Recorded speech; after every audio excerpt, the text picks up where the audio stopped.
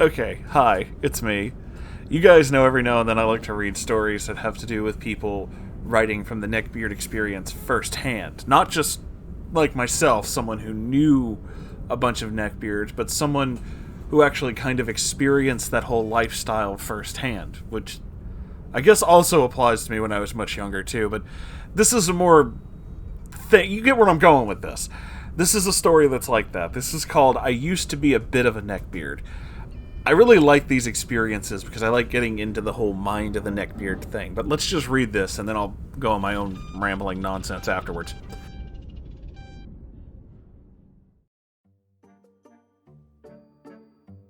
This was back in my first year of high school.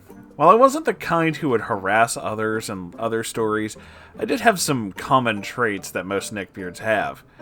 There isn't really any incidents regarding being a neckbeard, but I'll just state some stuff I remember from around that time. I was a closeted nerd and a bit chubby. I didn't talk about my interests with others if they were considered super nerdy, such as anime, video games, etc. But I would go on and on if anyone I did know also liked them and would just keep bringing it up. Like this one time, I had a classmate who also liked Pokemon, and whenever we would have a conversation, I would eventually bring up Pokemon regardless of what we were previously talking about. Also, yes, I did have the actual neck beard. I was one of those freshmen who had already started growing facial hair.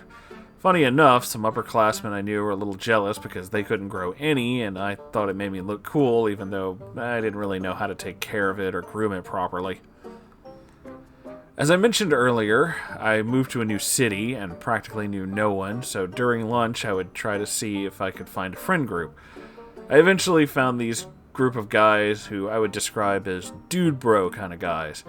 They were loud, energetic, very obnoxious. Over time, I started to copy their behavior and eventually the kind of mindset when it came to interacting and dating girls. I admit, I'm not really tall. In high school, I was insecure about my height. I'm 5'7". I know a lot of other guys are shorter, but my school was known for having a lot of sports teams, so I felt embarrassed seeing how other students were taller than some of the teachers. I mention this as I started to get the mentality where girls only cared about specific stuff about guys, like if they were athletically built or tall, as well as the cliche things that guys thought impressed a girl. Stuff like, oh, she's playing hard to get. Or even though the girl doesn't seem to be interested in any way, shape, or form. No, I didn't really ask any girls out. In fact, whenever the subject of girls and sex came up, I didn't seem to be interested on the same level as the other guys around me. I thought that I had to like girls since I'm a guy and I have to have a girlfriend and I have to like someone. It wasn't until sophomore year that I realized I'm actually pretty gay. Later on that year, I found new people to hang out with and started to drop the traits that I was picking up.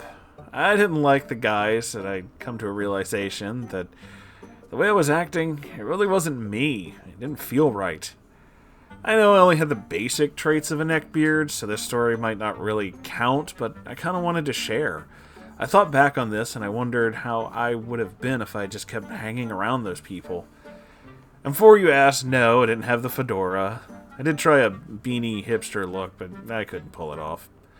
Now I take care of myself much better. Grew my beard, which has grown more on my face and less on my neck. And overall, I've taken better care of myself. Unfortunately, still single. While I'm not at where I want to be, I am making a slow progress. That's pretty much it. Also, as I was kind of writing this, I remembered a neckbeardish thing I did. I would always get to class early and be one of the first few students there, so I'd make little notes with small pictures and put them on the desk of my crush. That's pretty much it. Thanks for taking the time to read this. And before we go into anything that I'm going to do, again, because I'm reading this from I don't know if I even said this in the first place, but whatever, because I'm reading this from the Tales of Neckbeard subreddit, I don't want to say anybody's username unless they're cool with it, but I wanted to read out this comment that's on here right now. I think almost every teenager at some point has at least a little bit of a neckbeard. It's just kind of unavoidable. Teenagers are often inherently cringe, and since mentally and physically being a teenager is kind of a nightmare, everyone's desperate to fit in and then some, which just makes for a whole slew of fantastically terrible social interactions.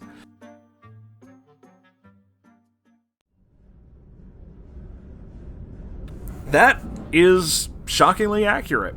That is actually very, very on point with a lot of the stuff that I was going to say. The biggest thing as to whenever we talk about slight, neckbeard tendencies, and even when I think back on the ones that I may have had when I was much younger, is specifically on the phrase, much younger. A lot of times when you're in high school, you're kind of still learning things, still trying to figure out, who you are and what's going on and all this other stuff. And you're not really in a space where you feel perfectly comfortable with who you are. So you tend to imitate the people who are comfortable with who they are. The kind of people who seem to have it all together. And even then, they might not. They may just be posturing. But, they seem confident. So you want to seem like them. You want to feel like, hey, I have it all together too. I'm cool. I get it. It's all good. It's only when you get older that you realize, none of that shit really matters. You just be you. And being you is the most important thing you can be. So, I do kind of relate to this. I went through a neckbeard period when I was much younger. I had a lot of neckbeard friends, some of whom have never grown out of that mentality, as far as I know. And they're still kind of that way to this day, which is extremely weird, because they'd be, in their mid-30s to early 40s at this point. Some of them beyond that. But, yeah, I remember being that guy in high school, especially early into junior high and high school, not really knowing how to fit in. I had to jump from school to school because we moved sometimes, and I didn't really have a lot of friends. I only knew, maybe 3 people, and I didn't really have a huge friend group, and eventually it just started getting to the point where it was you don't really know what to do, and if your only friend group consists of people who are very neckbeardy and seem like they have everything all together, you tend to emulate that. You tend to follow through with what they're doing. You tend to kind of go the same way that they're going because, they seem like they know what they're doing. So, I kind of fell into that for a little while. I didn't really fall into it in the way they did. Much like the OP here, I never really got on board with the way that they thought about women or anything like that. It was always just kind of okay, I guess anime is the coolest thing or whatever and stuff like that, but it wasn't until a couple years later when the internet got faster. That was around the time of DSL and cable. I know, I am that old. And I really got lost in that early 2000s internet, and I discovered things like heavy metal, and just that was not a thing in the neckbeard circles I was in as a kid. It was really not a thing for you to be super into heavy metal and punk rock and stuff like that. And I was, and that is what kind of got me ousted from the neckbeard group. I think I've told this story before, but after I moved, it's when I really got into it, because I really didn't have a lot of friends when I moved here. And after moving here, I spent a lot of time mostly online, but there was a period where I decided I would dye my hair bright blue and bought a leather jacket that I found at a thrift store and wore combat boots and tattered jeans all the time and stuff like that. And I would have been nearing the end of high school, so probably around 17, 18, almost 19. And we got together for kind of a friend reunion I think it was around New Year's one year.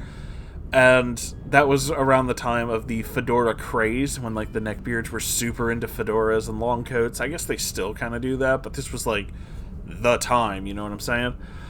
And they were going to take some kind of photo together at the mall. You know that one?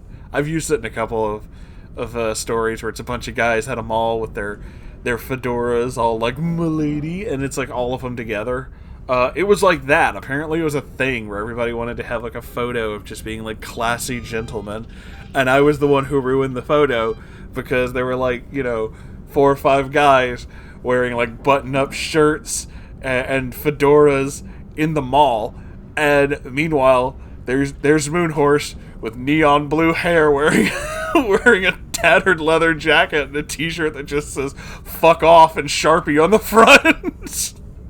So I need to find that picture. I love that picture. It's so fucking ridiculous. But yeah, I think everybody every young guy, and I guess young girls too, yeah, legbeards are a thing. I don't really know much about legbeards. I've never been one. So, I think that's a thing when you're much younger. You end up going through that kind of socially awkward phase where you're really drawn into these things and you tend to focus on them. It's also the reason why when I read neckbeard stories, I try to find the ones that are more about, people in their 20s, 30s, out of high school. Because as much as some of the crazy shit that can happen in high school can be, I don't like to focus too much on high school age neckbeards because there is a large chance they'll just grow out of it. And that this is just an embarrassing moment in their life and then it'll be over.